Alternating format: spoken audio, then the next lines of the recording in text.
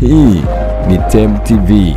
Bonyeza alama ya subscribe iliyoko chini ya video yako, kisha bonyeza alama ya kengele itakayotokea. Asante sana. Official breaking news kutoka Temu TV ni kuhusiana na uteuzi na uhamisho ambao umeweza kufanywa na Rais wa Jamhuri ya Muungano wa Tanzania, Mheshimiwa Dr. Samia Suluhu Hassan. Ameweza kufanya uteuzi na uhamisho wa viongozi kwa mujibu wa taarifa ambayo imeweza kutolewa na Katibu Mkuu Kiongozi Balozi Dr. Moses Kusiluka.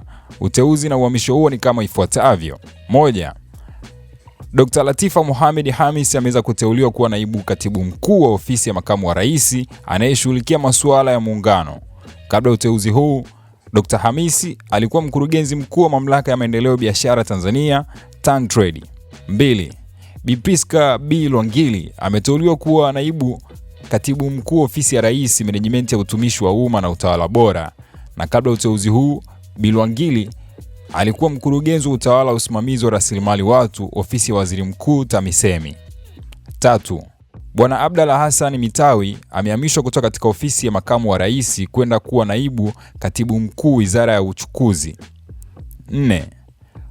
Balozi Baraka Haran Luvanda ameteuliwa kutoka katika ofisi ya makamu wa rais kwenda kuwa naibu katibu mkuu wizara ya katiba na sheria. 5. Dr. Franklin Jason Rwezimula amehamishwa kutoka katika wizara ya katiba na sheria kwenda kuwa naibu katibu mkuu wizara ya mambo ya ndani ya nchi.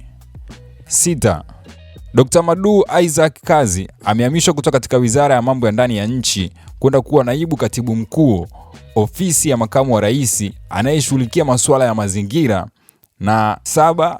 Bwana Ephraim Balozi Mafuru ameteuliwa kuwa mkurugenzi mkuu wa Mamlaka ya Maendeleo ya Biashara Tanzania, TanTrade.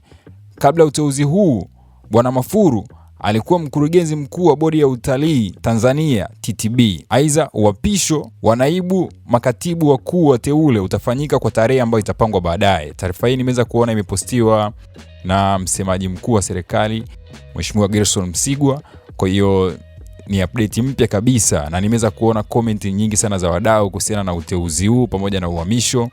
Watu mbalimbali wanasema sawa, semaji la Tanzania tunakupenda sana, lakini pia mwingine anasema swali ni moja tu, huu uteuzi. Lakini pia mwingine anasema tunahitaji na maendeleo pia. By the way, comment ni nyingi sana na nikisema nishukia na zote sitamaliza. Kwa hiyo please drop your comment, gonga like kwenye video, usisahau kusubscribe kama bado, tufollow kwenye mitandao ya kijamii, jina ni moja @Temu TV. I go by the name Stefano. Kinita Temu, hujakosea. Till next time. Bye bye. Ciao. Peace and love.